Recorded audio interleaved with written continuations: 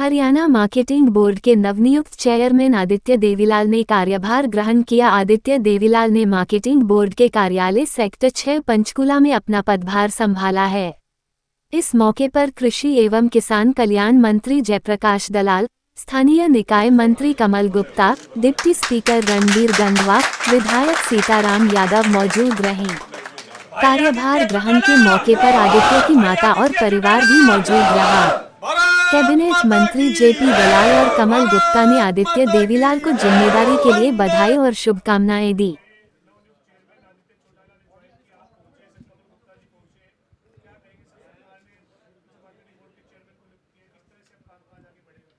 मैं हरियाणा के मुख्यमंत्री मनोहर लाल जी का और हमारे भारतीय जनता पार्टी के संगठन का धन्यवाद करता हूं कि एक युवा को जो बिल्कुल पढ़े लिखे हैं और पार्टी के प्रति समर्पित हैं, किसान परिवार से हैं, किसानों की चिंता है, ऐसे युवा को ये जिम्मेदारी दी है। बहुत खुशी का मौका है। और हरियाणा के अंदर मैं समझता हूँ जितने भी बोर्ड और कॉरपोरेशन है, सबसे बड़ा और सबसे महत्वपूर्ण ये कॉरपोरेशन है और हम दोनों मिलकर के किसानों की पूरी सेवा करेंगे, किसान हित के फैसले लेंगे। और मंडियों में इनके लिए चैलेंज है भी कि मंडियाँ भी शुरू हो चुकी हैं, मौसम की मार पड़ी हुई है। तो मेरा सबसे पहला तो यही है कि भाई आदित्य सारी मंडियों में जा कर के किसानों की दुख दर्द को दूर करे और उनकी समस्या कोई आती है उसको दूर करे और हम मिलजुल करके किसानों की पूरी सेवा करेंगे।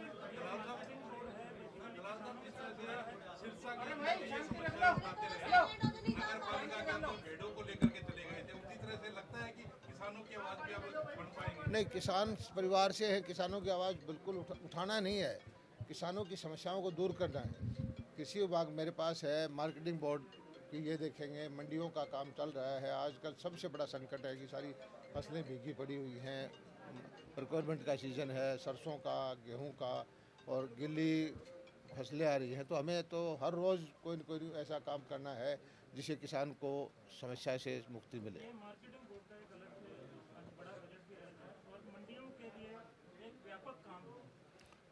देखिए भैया, एक तरह से मार्केटिंग बोर्ड जो है, मैं तो नहीं कहता, लोग ये कहते हैं कि आधे मंत्रियों से बड़ा महकमा है ये, क्योंकि इसका अपना बजट है, मंडियाँ सारी हैं और सड़कें भी हरियाणा की आधी इसमें मार्केटिंग बोर्ड में है।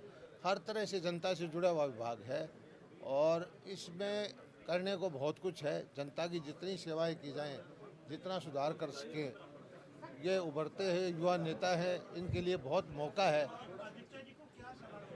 आदित्य और हम मिल करके जो काम चल रहे हैं, जो काम मैंने किए हैं और जो काम आगे करने की ज़रूरत है, बैठ के चर्चा करके ये काम करेंगे। और मुझे पूरा भरोसा है कि मार्केटिंग बोर्ड के माध्यम से आदित्य भाई किसानों की पूरी सेवा करेंगे।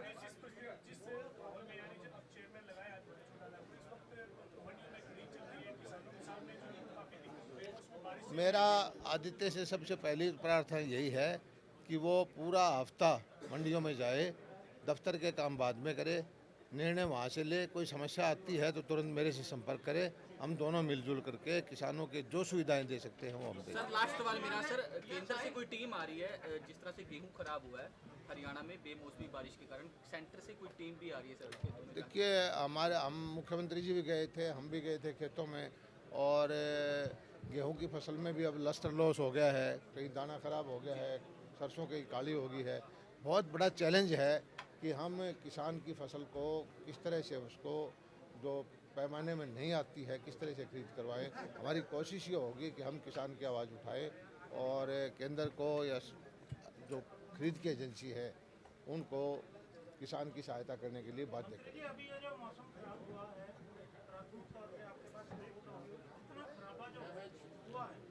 भैया, अभी तो कल तक भी बारिश हो रही है। ये कहावत खराबा का तो रिपोर्ट हर रोज़ बढ़ती जा रही है।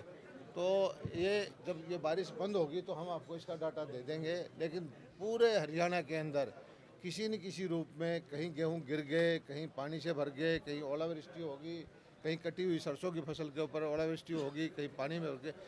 ऐसा कोई जिला नहीं है जिसमें अंदर कोई नुकसान ना हो।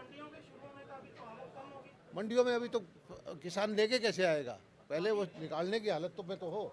अब कई जगह हल्ला करते हैं मंडियाँ चल नहीं रही, मंडियाँ नहीं हो रही। किसान ने अपने खेत से समस्या ये है कि कैसे अनाज को या सरसों को निकाल के लाएगा, तभी तो मंडियाँ चलेगी।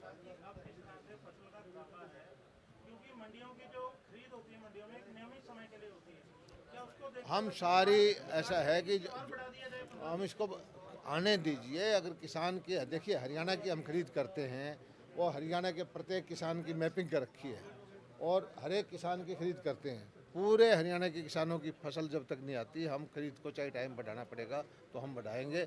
हरियाणा के प्रत्येक किसान की फसल, चाहे वो सरसों हो, गेहूँ हो, वो हम खरीदेंगे। बस इतना हमारी प्रार्थना है कि वो सुखा के लाए, क्योंकि केंद्रीय एजेंसी है नेफेड खरीदती है, उसका जो पैरामीटर है उसका मॉइस्चर का 8% का उसमें लेके आए।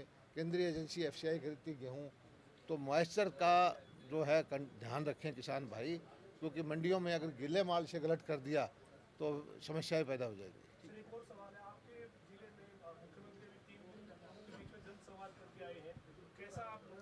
ज़बरदस्त उत्साह रहा है। मुख्यमंत्री जी ने जनसंवाद किया, गांव के चौक में गए, हर चौक में लगभग वो पहले दिन गए खरक, फिर खरक खुर्द है, फिर कलंगा है, फिर चांग है, फिर तिगराना है, फिर धनाना है, फिर पुर है, बलियाली है और वाणीखेड़ा है, फिर बापोड़ा है, दिनोद है, तोसाम है, संडवा है, दुल्हेड़ी है और कैरू। इन सारे गांवों के अंदर हजारों की शाखा तादाद में, हालांकि किसान के पास खेत में जाने का भी मतलब उसका बहुत ज़बरदस्त काम था, लेकिन सारे चौक भरे हुए थे, कई हज़ार की संख्या थी और बहुत अच्छा प्रभाव पड़ा है। और बड़ी भिवानी की जनता ने मुख्यमंत्री का मनोहर लाल जी का ज़बरदस्त उनका स्वागत किया है। चेयरमैन के रूप में आप किस तरह देख रहे हैं, आपके इलाके से भी मैं आदित्य जी को बहुत बहुत बधाई देता हूं कि इनको नई जिम्मेदारी माननीय मुख्यमंत्री महोदय ने दी है, और माननीय मुख्यमंत्री महोदय का भी धन्यवाद करूंगा कि एक सही चुनाव उन्होंने किया है कि किसान परिवार से है। चौधरी देवीलाल जो इस प्रदेश के सबसे बड़े किसान नेता भी रहे हैं और किसानों के मसीहा रहे हैं, उसके परिवार से है, तो निश्चित रूप से सारी जो समस्याएं किसान को क्या क्या है, मंडियों में क्या क्या दिक्कतें आती हैं, इन्होंने उन चीज़ों को फेस किया हुआ है और सारी चीज़ों का इनको पता है। तो निश्चित तौर पर इनके मार्केटिंग बोर्ड के चेयरमैन बनने से उन दिक्कतों को दूर करने में आसानी होगी और उन समस्याओं को दूर करने का प्रयास करेंगे। आप क्या मानते हैं कि जो किसानों के सामने जो दिक्कतें हैं, जिस तरह से मंडियों में फसल आ रही है, देरी से भी आ रही है, बारिश लगातार हो रही है, तो आप मानते हैं कि चुनौती रहेगी आदित्य के लिए ये नई जिम्मेदारी में? निश्चित तौर पर ये बहुत बड़ा महकमा है और पूरे प्रदेश के अंदर मंडियां हैं और उसके अंदर जिस तरीके के आज हालात है, बिल्कुल आपने ठीक कहा कि कहीं ओलावृष्टि से भी और बेमौसमी बरसात से नुकसान हुआ है, और उसको देखते हुए मंडियों के अंदर रखरखाव किस तरीके से और किस तरीके से मंडियों से फसल जल्दी उठे ताकि किसानों को दिक्कत कोई परेशानी ना हो। मैं समझता हूं कि निश्चित तौर पर आदित्य जी में वो पूरी कैपेसिटी है कि इस सारे सिस्टम को संभाल करके और किसानों को लाभ होगा और उनको पूरी सुविधाएं इनके माध्यम से जो है वो मिलेगी। ठीक है, थैंक यू।